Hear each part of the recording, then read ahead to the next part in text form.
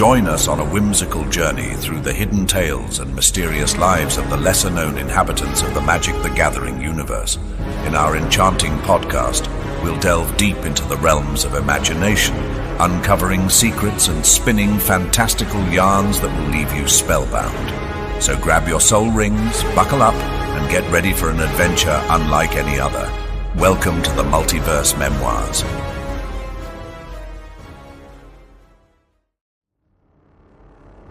Yund was a symphony of violence.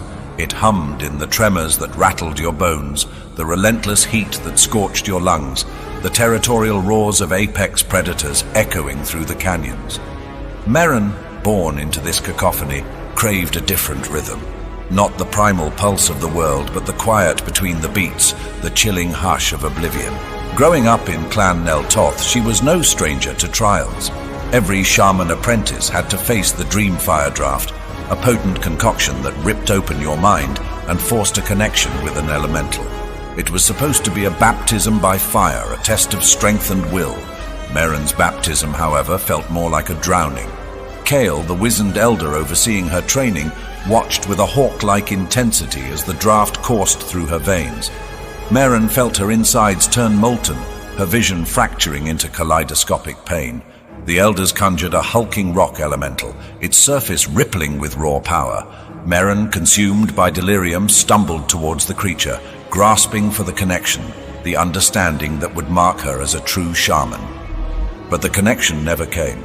Instead, a primal darkness, as foreign as it was alluring, pulsed within her. It whispered promises of power beyond anything the rigid traditions of Nel Toth could offer. Meren recoiled from the elemental, the darkness within her solidifying into a chilling resolve. She wouldn't bend this power to the clan's will. She would bend the world to hers. With a surge of forbidden energy, Meren ripped the elemental apart. The chamber fell silent, the weight of the elders' horrified stares pressing down on her. Some saw this as a sign of unmatched potential, a harbinger of a great shaman. Kale, however, saw a viper in the making, his eyes flashing with a cold fury. The elders were a house divided. Some argued for Meren's death, a swift end to the darkness she harbored. Others, pragmatic to a fault, saw the raw power simmering beneath the surface. They decided on a compromise, a second dose of the Dreamfire Draft, this time a lethal one. They would snuff out the darkness before it consumed her. But Meren wouldn't be extinguished. The darkness within her, that unsettling counterpoint to the world's rhythm, flared with a defiant life of its own. She fought the draft, clinging to the quiet between the beats, defying the very life force that pulsed through the world. When the tremors finally subsided, Meren lay there, battered but unbroken. Nel Toth, once a place of belonging, now felt like a cage. The judgmental stares, the whispered fear, it choked her. She slipped away under the cloak of night, drawn to a corrupted patch of land where the borders between Yund and the nightmare shard of Grixis bled into each other. This desolate wasteland, reeking of sulfur and decay, felt like a perverse homecoming. Here in the cradle of forbidden magic, Meren embraced the darkness. She devoured forbidden texts, her hunger for knowledge rivaling the gnawing emptiness in her belly. She learned the art of necromancy, the power to manipulate the quiet between the beats, to yank souls back from the precipice of oblivion and bend them to her will. Years bled into each other, marked only by the deepening shadows in her eyes and the growing repertoire of restless spirits at her command. Vengeance, a cold ember in her heart, fanned into an inferno. She wouldn't just leave Nel Toth. She would make them regret ever doubting her, make them taste the oblivion they sought to deny her. Unleashing a horde of reanimated warriors, Meren descended upon her former home like a vengeful storm. Steel clashed against bone, screams echoed through the canyons, and the metallic tang of blood filled the air. Nel Toth, once a bastion of order, dissolved into chaos. Meren moved with a terrifying grace, her necromantic energy weaving through the carnage, raising the fallen to fight by her side. But amidst the slaughter there was one who remained standing. Kyle, his weathered face etched with a lifetime of harsh realities, held a flicker of something resembling hope. He unleashed a torrent of flame and summoned earth elementals to fight the tide of undead, but Meren was a force of nature. With a flick of her wrist, she ripped the earth open, unleashing a torrent of obsidian spikes that skewered the elementals. The flames died with a sputter as she summoned a chilling shroud that extinguished their heat. Kale watched, his face hardening with a grim acceptance. Meren didn't just want to kill him. She wanted him to witness the full extent of her power, to see the world remade in the chilling silence she craved. With a guttural command, she raised a colossal dragon from the smoldering ruins of Nel Toth.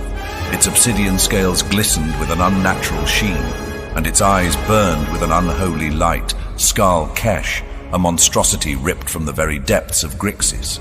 The ground trembled as Skal Kesh unfurled its wings, blotting out the sun. Its fetid breath washed over the battlefield, dissolving flesh and bone with horrifying ease. The remaining Nel Toth warriors, their defiance crumbling in the face of such a monstrosity, turned to flee. Meren watched them go, a cold satisfaction settling in her gut. But Kale stood his ground. He raised his gnarled staff towards the dragon, channeling the last vestiges of his power. A shimmering shield of earth materialized around him, a desperate attempt to ward off the inevitable. Skal Kesh let out a bone-chilling roar and slammed into the shield with the force of a hurricane. The earth buckled, the shield shattering like cheap pottery. Kale, thrown back by the impact, coughed up a spray of blood. He looked up at Meren, his eyes filled with a heartbreaking mixture of disappointment and defiance. "You may have conquered Nel Toth," he rasped, his voice barely a whisper above the dragon's thunderous roars. "But you can't conquer the world. The world will fight back, child. It always does." Meren felt a flicker of something akin to pity. Kale, for all his flaws, had believed in her once. But pity was a luxury she couldn't afford. With a wave of her hand, she directed Skal Kesh towards the fallen elder. The dragon's maw opened wide, revealing a furnace of infernal flame. As the flames began to engulf Kyle, a new sound pierced the air, the rhythmic pounding of war drums. From the horizon, a horde of warriors emerged, their faces painted with the war paint of rival clans. News of Meren's attack had spread like wildfire, uniting the fractured tribes of Yund against a common enemy. Meren cursed under her breath. Now she faced not just the remnants of Nel Toth, but the combined might of Yund itself. Skal Kesh roared in defiance, spewing flames at the approaching horde. But the warriors of Yund were no strangers to fire and brimstone. They charged forward, a relentless tide of steel and fury. Meren gritted her teeth. This wasn't over. Yund might win this battle, but the war for the world's rhythm, for the chilling silence between the beats, had just begun.